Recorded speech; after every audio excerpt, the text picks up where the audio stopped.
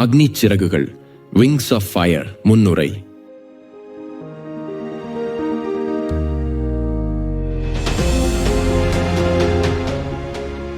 Doctor Abdul Kalam தலைமையில் 10 வருடங்களுக்கு மேலாக நான் பணியாற்றியிருக்கிறேன்.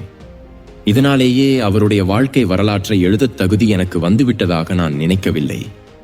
ஒரு நாள் அவரோடு பேசிக் கொண்டிருக்கும் போது, இந்திய இளைஞர்களுக்கு நீங்கள் விடுக்கும் செய்தி என்ன என்று கேட்டேன். அவர் சொன்ன செய்தி எனக்குள் ஒரு தாக்கத்தை ஏற்படுத்தியது. பிறகு ஒரு சமயம், உங்களுடைய நினைவுகளை பகிர்ந்து கொள்ள முடியுமா என்று தைரியத்தை வரவழைத்துக் கொண்டு அவரிடம் கேட்டேன். கால ஓட்டத்தில் அந்த நினைவுகள் கரைந்து போவதற்குள் அவற்றை நான் எழுத்தில் வடிக்க விரும்புவதையும் சொன்னேன். இரவு நீண்ட நேரம் வரையிலும் அதிகாலை பொழுதிலும் தொடர்ந்து பேசினோம். அவரின் 18 மணி நேர அலுவல் நெருக்கடிகளுக்கு இடையில் எப்படியோ இதற்கான நேரத்தை அபகரிக்க வேண்டியதாயிற்று.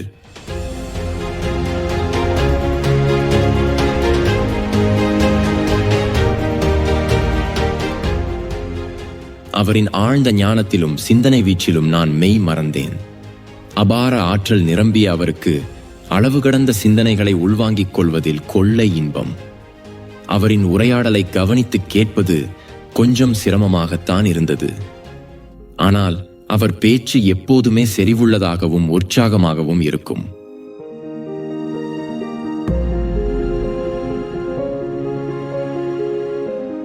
அவர் விவரித்துச் சொன்ன விஷயங்கள் சிக்கலானவை, நுணுக்கமானவை.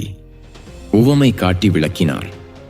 ஆனால் மெல்ல மெல்ல அவரின் அற்புதமான மனக்கதவு திறந்தது. சரளமாக தங்கு தடையின்றி பேசினார். அதையெல்லாம் புத்தகமாக எழுத நான் ஆரம்பித்த போது இது என் சக்திக்கு அப்பாற்பட்ட விஷயமாக தெரிந்தது. இருந்தாலும் இந்த முயற்சியின் முக்கியத்துவத்தை அறிந்திருந்ததால் இப்படி எழுதுவதற்கு எனக்கு வாய்ப்பு கிடைத்ததை ஒரு கௌரவமாக கருதினேன்.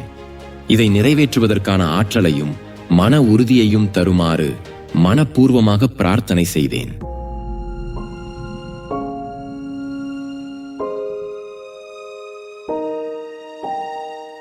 இந்தியாவின் பாமர மக்களுக்காக எழுதப்பட்டது இந்த புத்தகம்.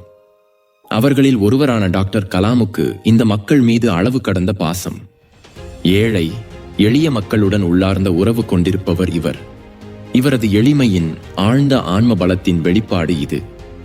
என்னை பொறுத்தவரை இந்த புஸ்தகத்தை எழுதுவது ஒரு புனித யாத்திரை போன்றது. வாழ்க்கையின் நிஜமான சந்தோஷத்தை கண்டுணரும் ஒரேயொரு மார்க்கத்தை டாக்டர் கலாம் மூலமாக அறிந்து கொள்ளும் பேறு கிடைத்தது எனக்கு. ஒருவருக்குள்ளே மறைந்து கிடக்கும் ஞானம் என்று ஆதார சக்தியுடன் தொடர்பு கொள்ளும் மார்க்கம் அது.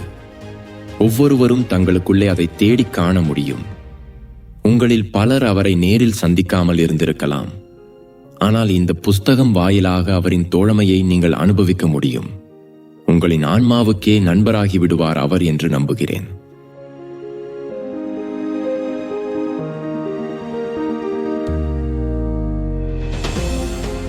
டாக்டர் கலாம் என்னிடம் விவரித்த பல சம்பவங்களில் ஒரு சிலவற்றை தான் இந்த புஸ்தகத்தில் சேர்க்கும்படி நேர்ந்திருக்கலாம். உண்மையில் இது அவரது வாழ்க்கையின் ஒரு முன்னோட்டம் மட்டுமே.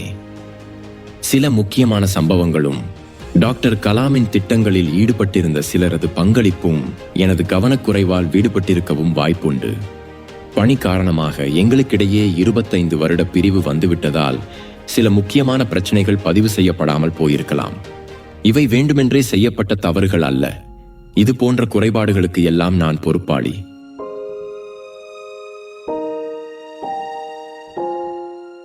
அருண் திவாரி.